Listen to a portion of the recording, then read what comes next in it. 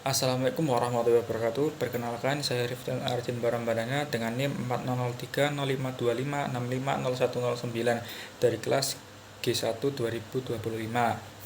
Di sini saya akan menjelaskan konsep skala pada tugas ilmu ukur tanah. Langsung saja, berikut adalah daftar yang akan saya jelaskan. Yang pertama, konsep dasar skala. Yang kedua, contoh perhitungan skala. Yang ketiga, studi kasus konstruksi. Dan yang terakhir, analisis singkat. Pengertian skala. Skala pada gambar teknik adalah perbandingan antara ukuran pada gambar dengan ukuran sebenarnya dari suatu benda.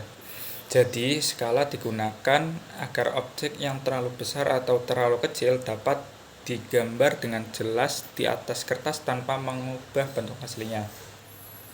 Yang berikutnya, jenis-jenis skala. Yang pertama ada skala pembesaran. Skala pembesaran adalah skala yang digunakan untuk memperbesar ukuran benda pada gambar dibandingkan dengan ukuran sebenarnya. Skala ini biasanya digunakan untuk menggambar benda yang sangat kecil agar detailnya terlihat jelas. Contohnya di sini skala 2:1, 5:1, atau 10:1. Yang berikutnya skala pengecilan. Skala pengecilan adalah skala yang digunakan untuk memperkecil ukuran benda pada gambar dari ukuran sebenarnya. Jadi skala pengecilan ini digunakan ketika objek yang akan digambar itu sangat besar, seperti bangunan, peta, mesin, atau sebagainya, sehingga dapat digambar dengan kertas yang lebih praktis seperti A4 atau A3. Contohnya di sini ada 1:10, 1:50, atau 1:100. Kemudian yang ketiga ada skala numerik. Skala numerik adalah skala yang ditulis dalam bentuk angka perbandingan, biasanya dengan format 1:n. Skala numerik, angka 1 itu menunjukkan ukuran pada gambar, sedangkan n menunjukkan ukuran sebenarnya dari benda tersebut. Contohnya 1:100 yang berarti satu satuan pada gambar mewakili 100 pada ukuran sebenarnya. Berikutnya ada rumus skala. Rumus umum skala yang biasa digunakan itu skala sama dengan ukuran pada gambar dibagi ukuran sebenarnya. Berikutnya adalah contoh perhitungan skala.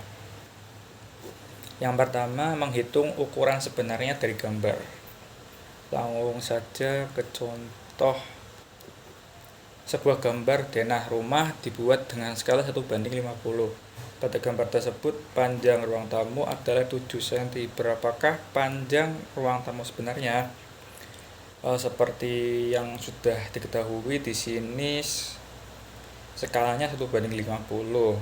Lalu panjang ruang tamu itu 7 cm. Lalu kita menggunakan rumus ukuran sebenarnya sama dengan ukuran pada gambar kali skala, seperti yang saya jelaskan pada rumus skala, yaitu skala sama dengan ukuran pada gambar bagi ukuran sebenarnya. Lalu kita ketahui, dari situ kita mengetahui rumus ukuran sebenarnya. Oke, kita hitung ukuran sebenarnya itu 7 kali 50 sama dengan 350 cm, atau jika dijadikan meter 3,5 meter. Yang kedua, menghitung ukuran gambar dari ukuran lapangan.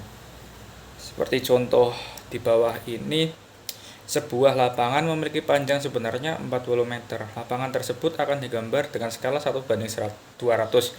Berapakah panjang lapangan pada gambar? Kita tulis di sini yang diketahui, panjang sebenarnya yaitu 40 meter, atau jika kita jadikan senti untuk mempermudah perhitungan itu 4000 cm. Kemudian skala yang digunakan yaitu 1:200. seperti di atas. Dari sini kita mengetahui rumus ukuran gambar ya teman-teman. Di sini ukuran gambar itu rumusnya ukuran sebenarnya dibagi skala. Ukuran sebenarnya adalah 4000 dibagi dengan skalanya 200. Maka kita mengetahui bahwa ukuran pada gambar tersebut adalah 20 cm. Kemudian nomor 3, menentukan skala jika ukuran gambar dan ukuran sebenarnya diketahui. Contoh seperti contohnya pada sebuah gambar teknik, panjang suatu jalan pada gambar adalah 6 cm, sedangkan panjang sebenarnya adalah 3 meter. Tentukan skala gambar tersebut. Di sini kita mengetahui ukuran pada gambar itu 6 cm, sedangkan panjang jalan tersebut adalah 3 meter atau dalam bentuk senti itu 300 cm. Dengan rumus di sini skala sama dengan ukuran gambar dibagi ukuran sebenarnya, maka dapat diketahui 6 dibagi 300 cm ya, sama dengan 1:50. Jadi skala yang digunakan itu 1:50.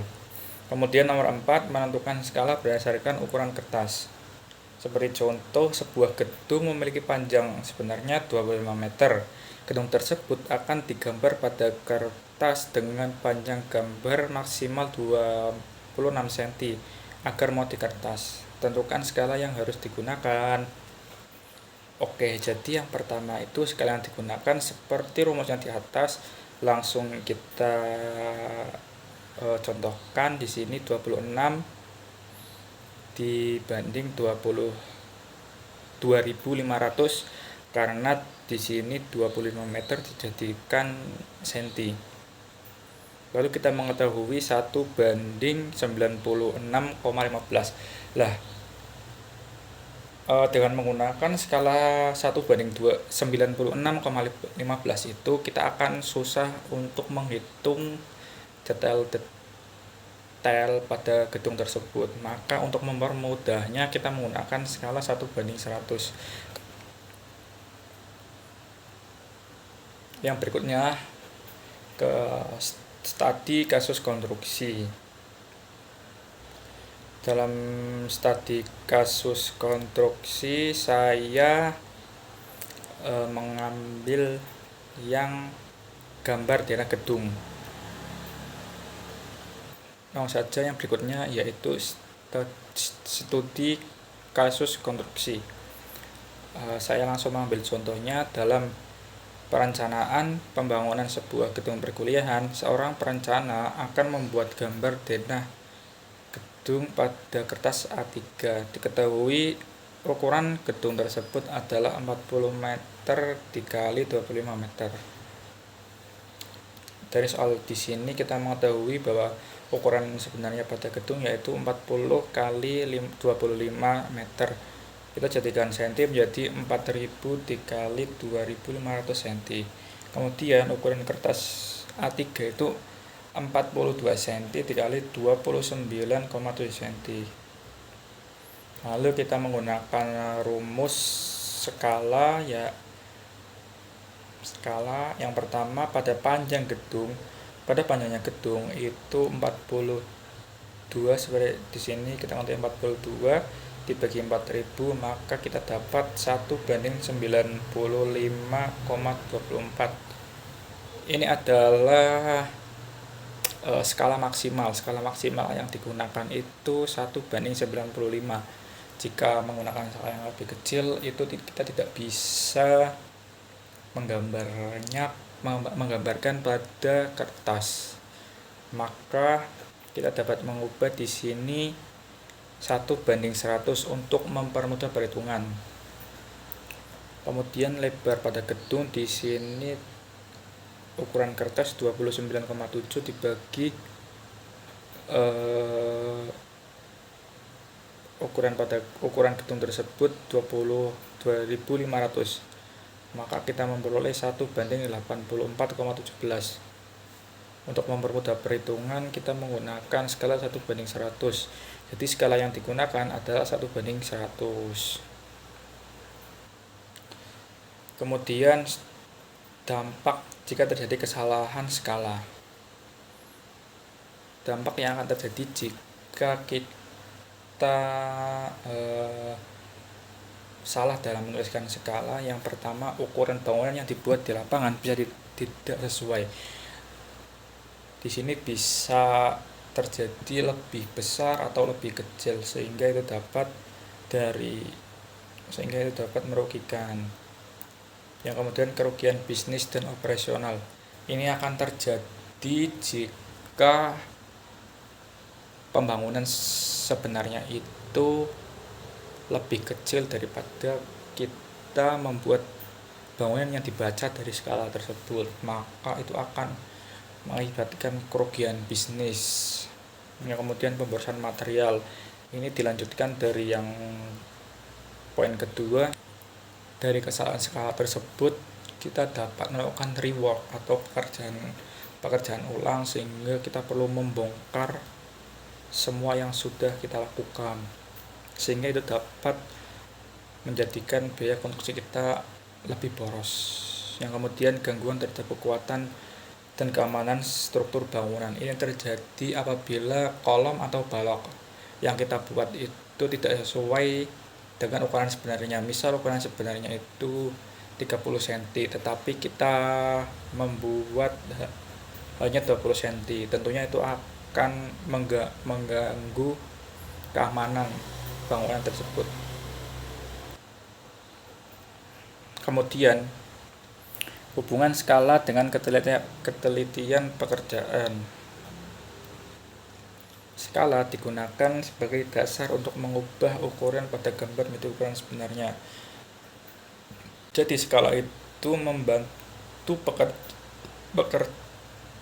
pekerja memahami ukuran detail dengan tepat sehingga pembuatan struktur sesuai dengan gambar perencanaan. Yang kemudian analisis singkat.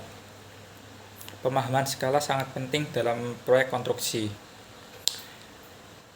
Pemahaman skala itu memang sangat penting dalam proyek konstruksi karena skala merupakan dasar untuk menerjemahkan ukuran pada gambar kerja menjadi ukuran sebenarnya atau ukuran yang akan kita buat di lapangan. Semua elemen bangunan seperti panjang dinding, jarak antar kolom, ukuran ruangan, hingga detail struktur ditentukan berdasarkan skala yang digunakan pada gambar. Jika skala dipahami dengan benar, maka pelaksanaan konstruksi dapat dilakukan secara akurat dengan perencanaan. Kemudian, pemahaman skala juga membantu mengkoordinasi antara perencana, pengawas, dan pekerja lapangan, sehingga setiap dari mereka memiliki acuan ukuran yang sama dalam pelaksanaan proyek. Yang kemudian, risiko teknis dan finansial jika terjadi kesalahan interpretasi skala. Kesalahan dalam menginterpretasikan skala dapat menimbulkan berbagai risiko teknis dan finansial. Secara teknis, kesalahan skala dapat menyebabkan ukuran bangunan yang tidak sesuai dengan desain, seperti kesalahan dimensi ruang, jarak, atau environment seperti tadi, atau sebagainya.